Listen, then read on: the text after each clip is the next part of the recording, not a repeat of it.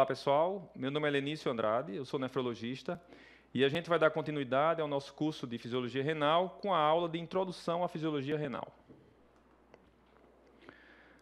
Qual a função dos rins? Bem, se você perguntar a um leigo ou até alguns médicos, eles vão dizer que a função dos rins é filtrar o sangue. Os rins, então, seriam filtros do sangue. Mas será isso mesmo? Ou será que é só isso mesmo? Então, vamos a alguns fatos sobre os rins.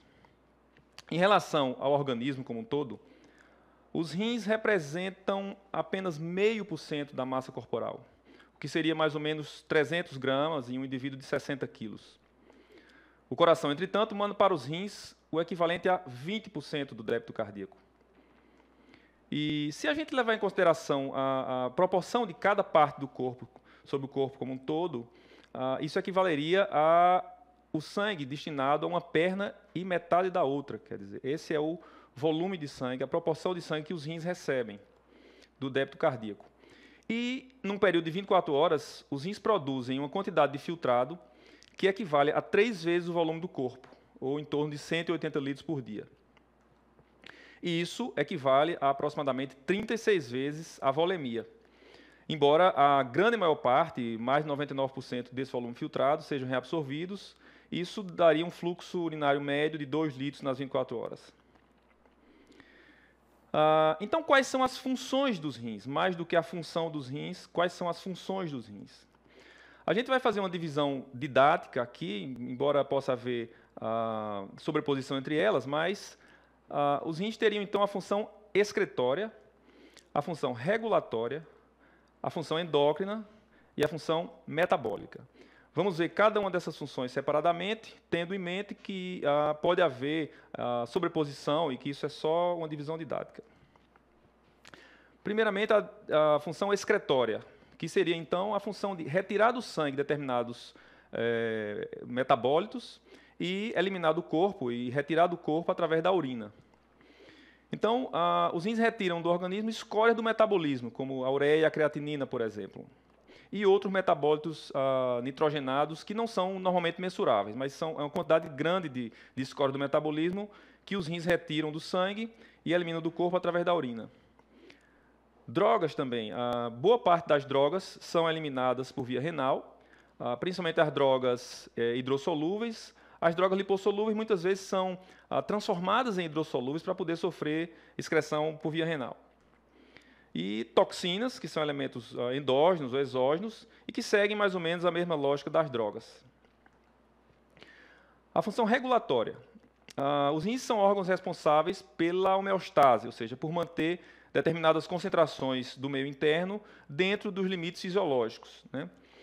A gente tem como função regulatória principalmente o equilíbrio hídrico, que é a excreção de maior ou menor quantidade de água, regulando concentrações a partir do solvente, né? O equilíbrio eletrolítico, então vários íons no organismo, o íon sódio, o íon potássio, o cálcio, o magnésio e diversos outros íons são eliminados em menor ou maior quantidade pelos rins, de modo a manter suas concentrações séricas mais ou menos constantes ou dentro de determinados limites. E o equilíbrio ácido-básico, né? Os rins são extremamente importantes no controle do pH dos diversos setores do organismo, e isso será objeto de uma aula mais adiante, então a gente não vai detalhar agora. A função endócrina é uma função pouco conhecida e pouco discutida dos rins, mas, na verdade, os rins são órgãos endócrinos. Os rins produzem um hormônio chamado eritropoetina e um outro hormônio chamado renina. E a gente vai falar agora brevemente sobre cada um deles. Começando com a eritropoetina. Aqui a gente tem um esquema dos rins, do glomérulo, na verdade, mostrando o glomérulo, os túbulos e o capilar, o tufo glomerular. E aqui representado a arteríola interlobular, a arteríola aferente e as arteríolas peritubulares. Então, vamos fazer uma aproximação aqui, uma ampliação de uma das arteríolas dos capilares peritubulares, na verdade. Ampliando mais um pouco, a gente tem aqui uma célula endotelial e o meio intercelular e o sangue. Vamos representar o sangue por uma hemácia apenas. Então, essa hemácia aqui está representando o sangue. Muito bem, na célula endotelial a gente tem o DNA. Como praticamente todas as células do corpo, o DNA presente na célula endotelial tem os genes que codificam todas as proteínas do organismo. E, obviamente, ele tem os genes que codificam a eritropoetina. Ocorre que na célula endotelial, e em poucas outras células no organismo, mas principalmente na célula endotelial dos capilares peritubulares, nós temos esse gene da eritropoetina ativo, que significa que esses genes dão origem à proteína. O RNA vai ler esse gene e, através do RNA transportador e do RNA ribossomal, vão sintetizar a proteína, o peptídeo eritropoetina. Esse peptídeo é jogado no citoplasma e, posteriormente, é jogado na circulação. Ocorre que no citoplasma da célula endotelial tem um receptor de oxigênio, né? O oxigênio, como a gente sabe, é transportado pelas hemácias, né, para o corpo todo, e esse oxigênio vai ser jogado dentro da célula endotelial também, e além de exercer suas funções metabólicas na respiração celular, vai ativar esses receptores de oxigênio no citoplasma da célula endotelial. Esse receptor ativado manda um sinal para o núcleo, bloqueando a produção de eritropoetina, bloqueando então a sua transcrição, né? E dessa forma bloqueia a secreção de eritropoetina na circulação. Então, como é que é feito o feedback? Como é a alça de feedback da produção de eritropoetina? Bem, os rins, né, a célula endotelial dos capilares peritubulares produzem a eritropoetina, que é jogada na circulação e que vai exercer sua ação na medula óssea, promovendo a produção de hemoglobina e de hemácias. Essas hemácias, então, caem na circulação, carregam oxigênio. Quanto mais hemácia, maior a disponibilidade de oxigênio para os tecidos e, consequentemente, maior a disponibilidade de oxigênio para os rins. E, como a gente viu, mais oxigênio no citoplasma da célula do endotélio dos capilares peritubulares, a gente tem menos eritropoetina, fechando assim a alça de feedback negativo. Então, é assim que se dá a regulação da produção de eritropoetina. Mais eritropoetina, mais sangue, menos eritropoetina. O próximo hormônio que os rins produzem é a renina. Veja que esse hormônio é tão típico dos rins que está inscrito no seu próprio nome. Vamos ver, então, como é que funciona a renina. A renina faz parte do sistema renina-angiotensina-aldosterona, e isso vai ser objeto de uma aula adiante, então a gente vai falar agora algumas generalidades e vamos nos detalhar numa próxima aula. Esse diagrama representa aqui, grosseiramente, o sistema circulatório em vermelho e 4 órgãos: os rins, o fígado, os pulmões e a glândula suprarrenal. Então, o fígado produz constantemente um peptídeo chamado angiotensinogênio. E, em determinadas circunstâncias, os rins produzem a renina.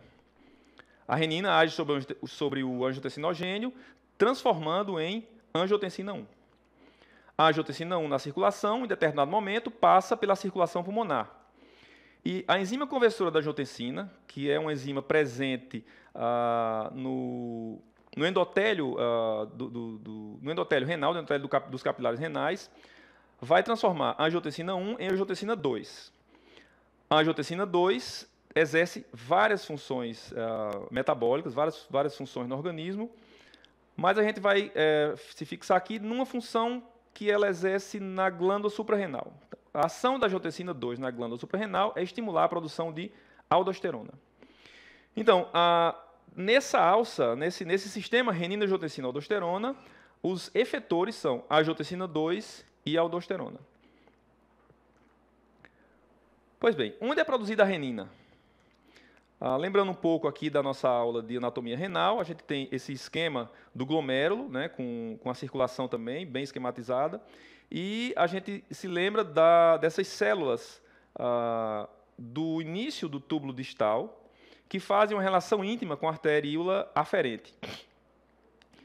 E na arteríola aferente a gente tem células diferenciadas, células musculares diferenciadas, que fazem relação íntima com esse epitélio diferenciado dos túbulos. Então, o epitélio tubular mais comum é cuboide, e a gente tem esse epitélio diferenciado mais alongado, que faz relação íntima com essas células musculares também alongadas, que é o aparelho justaglomerular.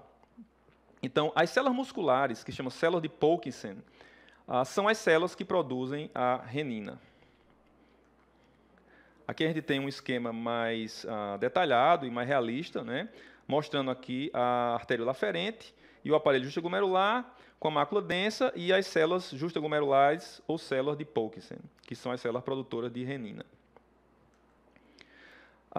Muito bem, a renina é produzida em resposta a situações de hipotensão ou hipovolemia, e a resposta do sistema a essa hipovolemia mediada por renina e angiotensina 2 e aldosterona é a vasoconstricção e a retenção hidrossalina, repondo então a volemia e restabelecendo a pressão arterial normal. Conforme eu falei, a gente vai ver isso com detalhes numa aula adiante. A última função que a gente vai falar agora é a função metabólica dos rins. Essa função é basicamente a hidroxilação da vitamina D. A vitamina D tem o nome de vitamina, mas ela tem um comportamento semelhante a hormônio. Então, alguns autores consideram que a vitamina D, mais do que uma vitamina, na verdade é um hormônio. Então, isso faria parte, teoricamente, de uma função endócrina dos rins também. Mas a gente está colocando aqui como função metabólica. Então, vamos ver como é que isso acontece. Esse diagrama aqui representa a pele, né? E a pele normal, quando exposta ao sol, principalmente os raios ultravioleta, agem sobre a pele, provocando a produção de uma substância chamada colecalciferol. O colecalciferol, como a gente pode ver aqui, tem um radical hidroxila. A gente tem aqui o desenho esquemático da estrutura do colecalciferol e a gente vê o radical hidroxila, vê que ela tem apenas um radical hidroxila. Muito bem, esse colecalciferol, produzido pela pele em resposta à exposição aos raios ultravioleta, ao passar pelo fígado, sofre a ação da enzima 25-hidroxilase, sendo instalado, vamos dizer assim, no colecalciferol, mais um radical hidroxila. Né? E aí, então, ele passa a se chamar 25-hidroxicolecalciferol, já que a 25-hidroxilase faz uma hidroxilação na posição 25 da molécula. E o 25-hidroxicolecalciferol é também chamado de calcidiol, pelo fato de ter dois radicais hidroxila. O calcidiol, ao passar pelos rins, sofre a ação da enzima alfa-1-hidroxilase e sofre, então, mais uma hidroxilação na posição agora 1, se transformando numa molécula com 3 radicais hidroxila, conhecida como 1,25-hidroxicolecalciferol, ou calcitriol, que é a forma ativada da vitamina D. Então, aí a participação dos rins na ativação da vitamina D. O calcidiol tem ações biológicas, tem determinadas ações biológicas. O calcitriol tem outras ações biológicas bem diferentes. E uma é chamada da forma inativa, outra é chamada da forma ativada da vitamina D. Então, o calcitriol vai agir nos ossos, né, estimulando a liberação de cálcio pelos ossos para o sangue. Vai agir nos rins, ele é produzido pelos rins e vai agir nos rins também, estimulando a reabsorção de cálcio e de fósforo. E vai agir no trato gastrointestinal, estimulando a absorção de cálcio e de fósforo. Então, essas são, assim, resumidamente, as ações do colecalciferol. E vai agir também nas glândulas paratireoides, inibindo a produção de paratormônio. Então, aqui a gente tem, resumidamente, as 4 funções renais, divididas dessa forma didática, e mostrando que a gente costuma falar em função renal, mas, na verdade, a gente deveria falar em funções renais. E é isso aí, pessoal. É isso aí, então. A gente vai dar continuidade ao nosso curso em breve, e até a próxima aula.